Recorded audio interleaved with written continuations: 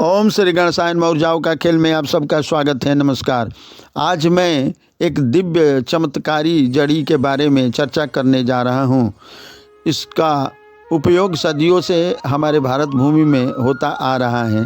पूजा पाठ, तंत्र मंत्र के क्षेत्र में, आयुर्वेद के क्षेत्र में, जड़ी बूटी औषधि के क्षेत्र में भी इसका उपयोग होता आ रहा है। सभी इससे, बहुत लोग इससे पूर्व परिचित हो गए और मैं इसके बारे में इसलिए चर्चा करने जा रहा हूँ कि हर चीज़ हर जगह नहीं मिल पाती हैं। तो कुछ ऐसा चीज़ हो जो आप न जानते हो तो इसका ज्ञान आप प्राप्त कर लें। और अगर आपके ज़िंदगी में आपको ज़रूरत पड़े या किसी अन्य को ज़रूरत पड़े तो आप शेयर करें और हमारे इस वीडियो को आप शेयर करें, लाइक करें और नए हो तो सब्सक्राइब भी कर लीजिएगा, ताकि मैं वीडियो को आगे आपको ज्योतिष से संबंधित, दिव्य मंत्रों से संबंधित, जड़ी बूटी जो दिव्य हैं उससे संबंधित मैं वीडियो बनाता रहता हूं। और किसी तरह की पूजा पाठ, अगर किसी तरह की ज़रूरत हो उसके बारे में भी बताना हमेशा तैयार रहता हूं बताने के लिए। तो आप ध्यानपूर्वक इसे सुनिए। इस जड़ी के बारे में मैं बताने जा रहा हूँ। इसका प्रयोग तंत्र मंत्र और विद्या बुद्धि के क्षेत्र में भी किया जाता है। जड़ी बूटी पूजा पाठ के क्षेत्र में और दवा के क्षेत्र में इसका उपयोग किया जाता है। वह जड़ी का नाम है बच। यह एक तीखा बच होता है और एक मीठा बच होता है। और इसका रंग जो होता है, एक सफ़ेदी लिए होता है जड़ी और एक कालिमा लिए होता है। दोनों का समझ जाइए कि फंक्शन एक ही है, दोनों में गुण एक ही समान है। लेकिन तंत्र मंत्र में काली वाले थोड़ा तीव्र काम करती हैं, जल्दी काम करती हैं, लेकिन जड़ी बूटी में और औषधि के रूप में दोनों एक समान इसका गुण है। तो इसका वैज्ञानिक नाम कैलमस है और हमारे भारत भूमि में सदियों से इसका प्रयोग होता ही आ रहा है। और मध्य प्रदेश में इसकी संख्या बहुत ज़्यादा है। जंगलों में, झाड़ियों में अपने आप उगता था, लेकिन आज कल तो औषधियों का खेती भी होने लगी हैं। आप उसे मंगा करके, बीज या पौधा मंगा करके, ऑनलाइन भी आता है, आप लगा सकते हैं अपने गमले में, छत के ऊपर। इसका उपयोग बहुत कुछ है, जनरल उपयोग से लेकर के या स्पेशल उपयोग भी इसका होता है। आप सुनिएगा, मैं बताने ही जा रहा हूँ। और ये आसानी से इस जड़ी जो है पसारी के दुकान पर, जड़ी बूटी के दुकान पर और किराना के दुकान पर मिल जाता है हर जगह भारत में। यह जड़ी जो है, ये बच जो है, इसका उपयोग बुद्धि और विद्या को बढ़ाने, स्मरण शक्ति को बढ़ाने के लिए भी किया जाता है। इसका प्रयोग किया जाता है। ऐसे तो वैद्य से सलाह लेकर ही इसका प्रयोग किया जाता है। आप वैद्य के सलाह लेने के लिए स्वतंत्र हैं, लेकिन किसी तरह का इसमें अवगुण नहीं है, किसी जहर तरह का जहर जैसा नहीं है। लेकिन हर आदमी को कोई जड़ी बूटी सूट भी नहीं करता है, या किसी को जड़ वाले चीज़ से थोड़ा एलर्जी होता है तो वो वैद्य से सलाह लेकर ही इसका उपयोग कर सकते हैं। लेकिन प्रायः थोड़ा सा ये गर्म तासीर का है।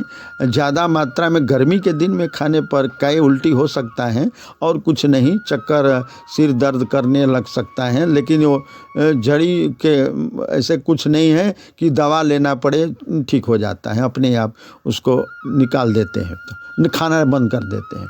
लेकिन ये जड़ी बहुत अमृत तुल्य है और बहुत लाभदायक है। प्रायः किंचित लोगों को अपवाद में ऐसा होता है।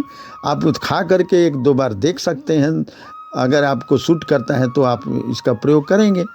तो बच्चों के लिए 10 बरस से नीचे के बच्चा हैं तो इसका प्रयोग कैसे करते हैं, 10 बरस से ऊपर हैं कैसे इसका प्रयोग करते हैं, इसके बारे में मैं विस्तार से बताने जा रहा हूँ। छोटा वीडियो मैं बनाऊँगा, लेकिन गागर में सागर जरूर रहेगा। इस बच का प्रयोग आप पहले जान लें कि तंत्र मंत्र के क्षेत्र में इसका उपयोग क्या किया जाता है, पहले उसके बारे में बताने जा रहा हूँ।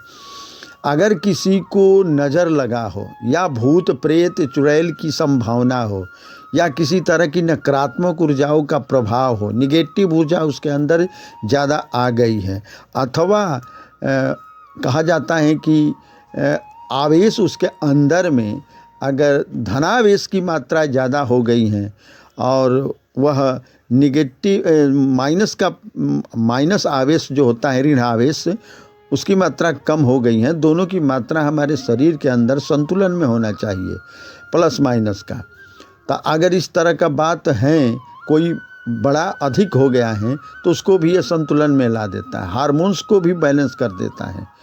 और किसी तरह की नुकसान देने वाली बैक्टीरिया हो या वायरस हो, उसको तो समाप्त कर देता है। ये उसको मार देने का इसके अंदर में क्षमता है। चाहे इसको सूंघ करके मरवा सकते हैं आप अपने नाक के द्वारा भी, अगर अंदर इसका गंध गया तो मर जाते हैं सब। अगर इसको खा लेते हैं तो अच्छी तरह से मर जाते हैं। इसका काढ़ा पीते हैं तब भी अच्छी तरह से मर जाते हैं।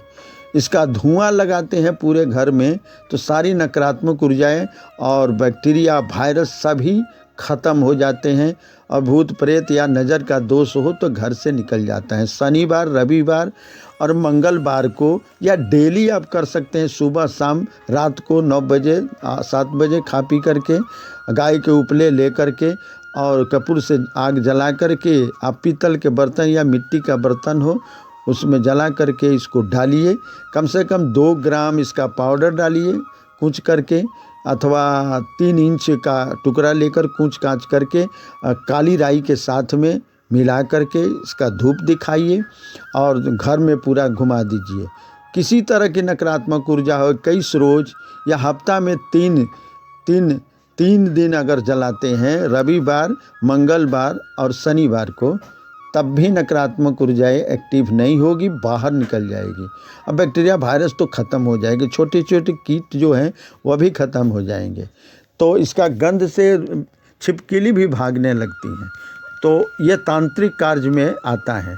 अगर किसी बच्चे को नज़र लगा है या किसी बड़े लोगों को लग गया है, नज़र तो आता लगता है, डाह से नज़र लग जाता है, तो उसका उपयोग है आप पीला सरसों, एक हल्दी का 2 इंच का टुकड़ा और 2 इंच का ये जड़ी ले करके काले कपड़े में सी करके, और ये जो अपना काला जो धागा होता है वो अपने बराबर नाप लेते हैं पैर से लेकर के सिर तक, और उसी से वो कपड़ा को सी करके जंत्रवत बना करके ताबीज़ जैसा उसमें भर करके धूप दिखा करके आप गले में धारण करिए, औरत हो या पुरुष हो, और 40 दिन कम से कम रखें अपने गले में।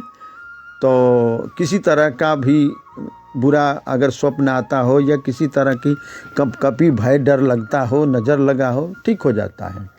रविवार के दिन ये काम किया जाता है। अथवा बच्चे को ऐसा ही जड़ी जो है काले धागा में बांध करके लटका देते हैं तो नज़र दूर हो जाता है। सियाना भी इस तरह का अकेले भी पहन सकता है तो दूर हो जाता है। अब उसके बाद से ये तांत्रिक कार्य हुआ। पूजा पाठ में बिना कलश में जो सर्व औषधि डाला जाता है उसमें बच होता है। बिना बच डाले हुए किसी तरह के मंत्र का आकर्षण नहीं होता है, मंत्र की कृपा प्राप्त नहीं होती देवताओं से।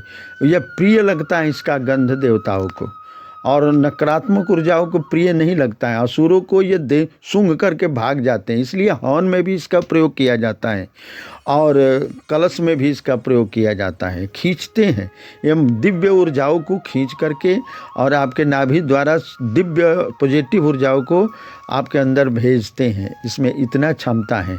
यह गुरुत्वाकर्षण शक्ति भी इसमें होता है। वशीकरण के क्षेत्र में भी इसका प्रयोग किया जाता है, लेकिन सार्वजनिक रूप से इसके एक मंत्र छोटा होता है जिसको नहीं प्रसारण किया जा सकता है इस पर, क्योंकि इसका प्रयोग जो है लोग बुरे कामों में भी कर सकते हैं, जबकि ये शिव जी का चीज़ बताया हुआ है जो अच्छे पॉजिटिव कामों में इसका प्रयोग किया जाता है, परिवार को संगठित में लाने के लिए, बच्चों को।